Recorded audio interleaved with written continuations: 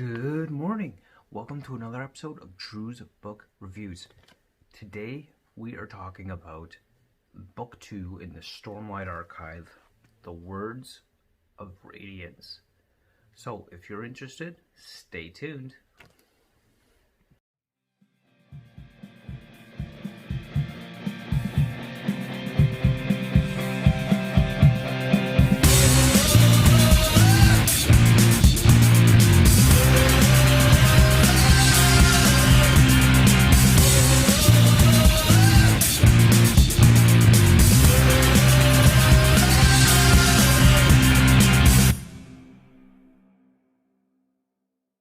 Alright, good morning. So, Words of Radiance, Book 2 in the Stormlight Archive.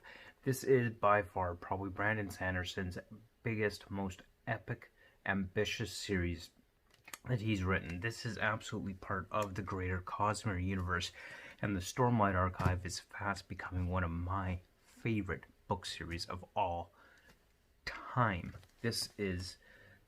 well, it's thick. Like, this is not a small book, and Words of Radiance is just awesome. I just want to start off talking a little bit about some of the awesome artwork that we have in this book. I mean, just look at this cover. It's absolutely beautiful. You know, love the image of Kaladin Stormblessed on the Shattered Plains with his spear there. And some of the artwork on the inside cover is just awesome, too. So we've got Shallan here with her sketchbook overlooking the Shattered Plains, some rock buds, a little trembling creature up in there as well. I mean, some of the artwork in this is just amazing and beautiful. And the thing I love about Sanderson's books here is that he's got this artwork throughout all of his Stormlight books. Of course, not just the Words of Radiance. And then, of course, we got our map on the back, as you can see there. Just kind of so you get an idea of everything. Maps and fantasy just seems to go together, it seems. But overall, just love the cover and the artwork. I just want to absolutely make sure I put that in here. And as far as Words of Radiance itself goes, there is a lot to cover. I've got my notes. And yeah, let's get right into it.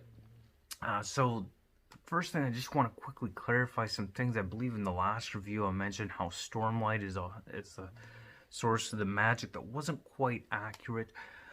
So really, when it comes to the magic system, Stormlight is very important to the magic systems within this book and within the storyline. But the magic isn't so much derived from the Stormlight as it is derived from the bonding of a spren, which grants its users certain magical abilities, and the Stormlight is what powers that magic. So it's like the fuel for the car, so to speak. But it is the bonding with the spren that imbues the certain powers to the individual, and it is the Stormlight that is the source of the energy or power that is utilized when exercising their magical abilities. So those are just kind of some things to clarify there with respect to how the magic system itself works.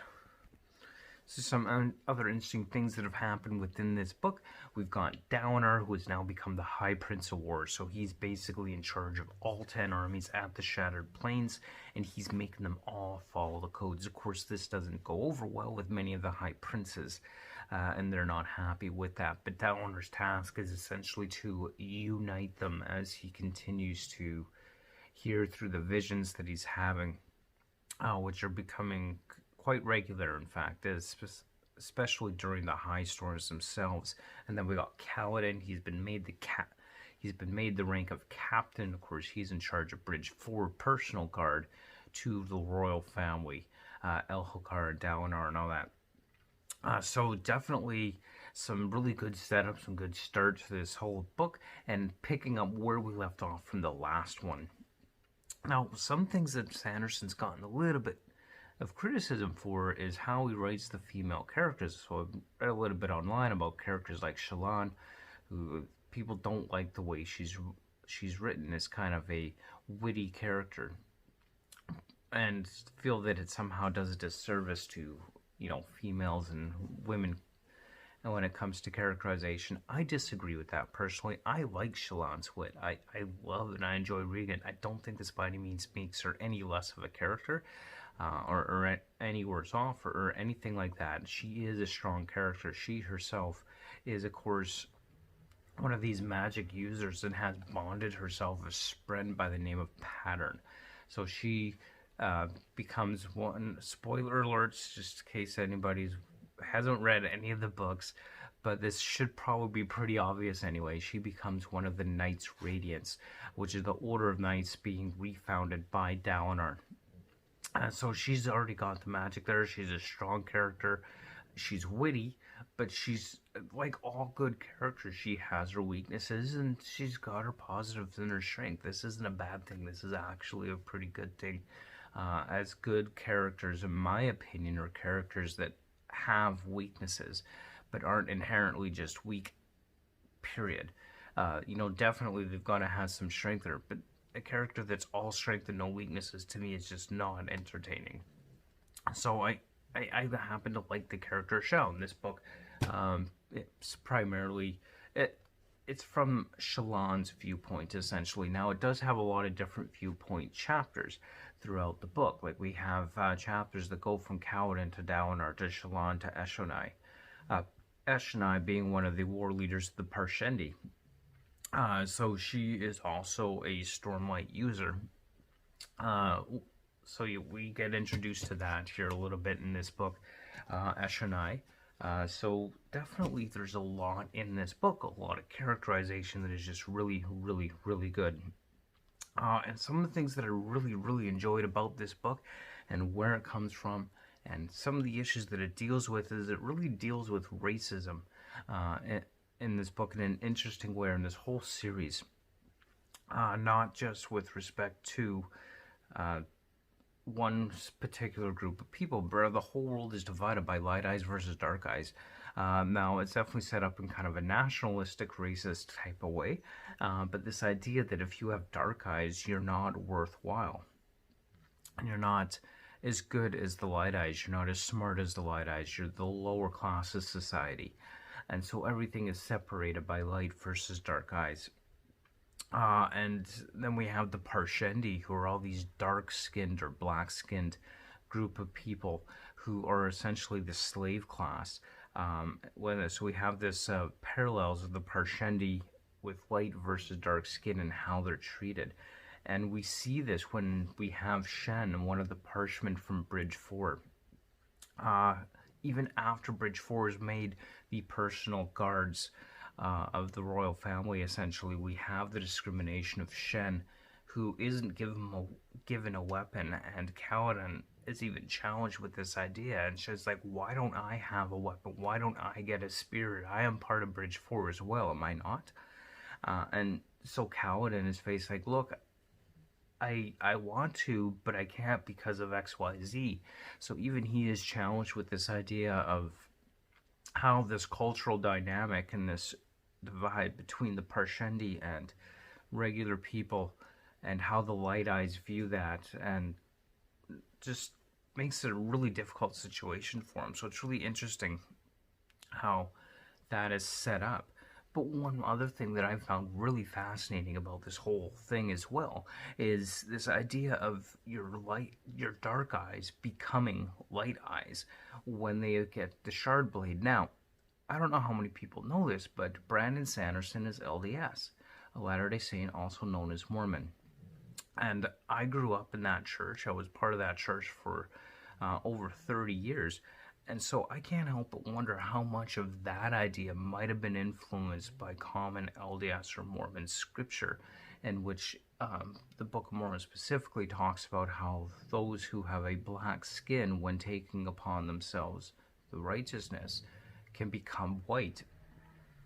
So having this idea that you can take upon you the shards, a shard blade, which in this world of the Cosmere is essentially a piece of God, can then take that upon you and have your eyes turned from this dark color to this light color when you take upon yourself a piece of God.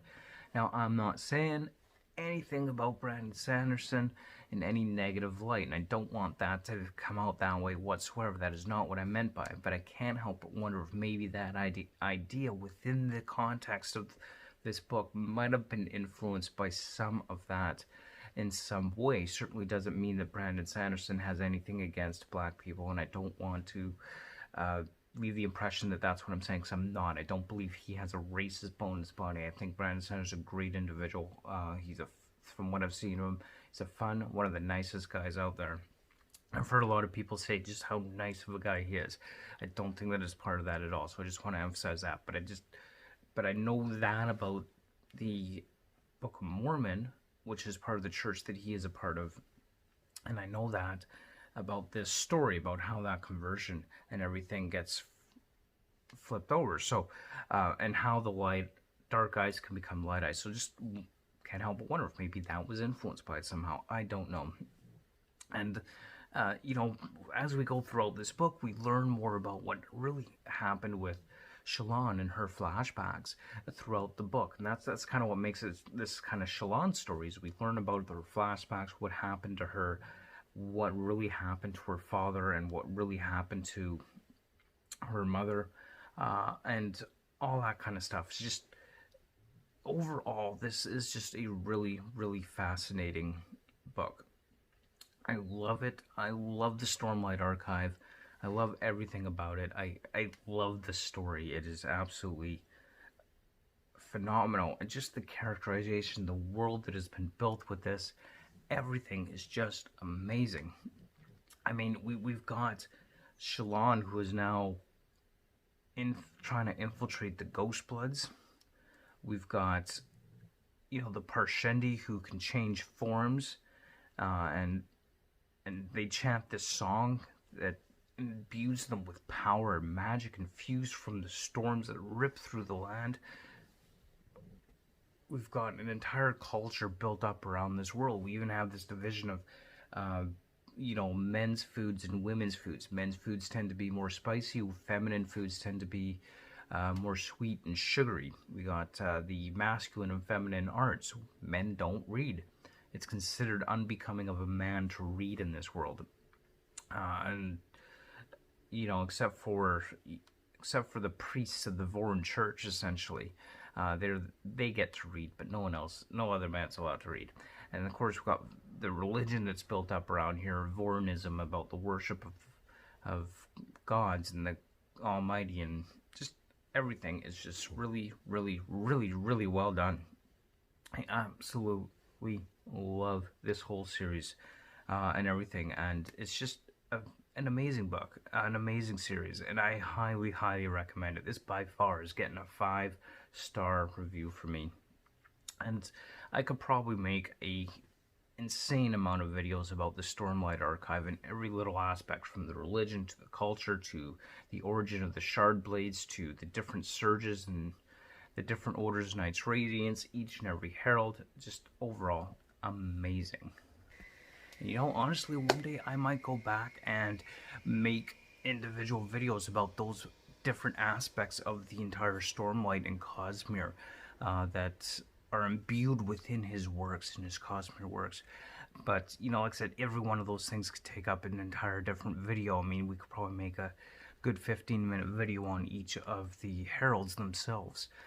Not to mention all the different shards and the shard worlds and the breaking of God and the creation of the Cosmere itself. And, the Cosmere is certainly a lot more than just the Stormlight Archive. It's also, we've got the Mistborn series as part of that Cosmere. White Sands is part of that Cosmere. Warbreaker is part of that Cosmere.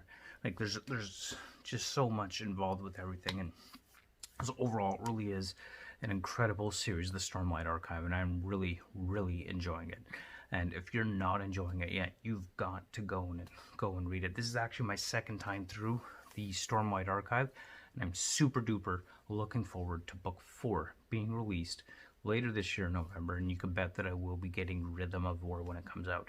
So those are some of my thoughts on this particular book, Words of Radiance, and I can tell you, I'm probably going to look back and think, oh man, should have included this or that by the time this is uploaded and posted.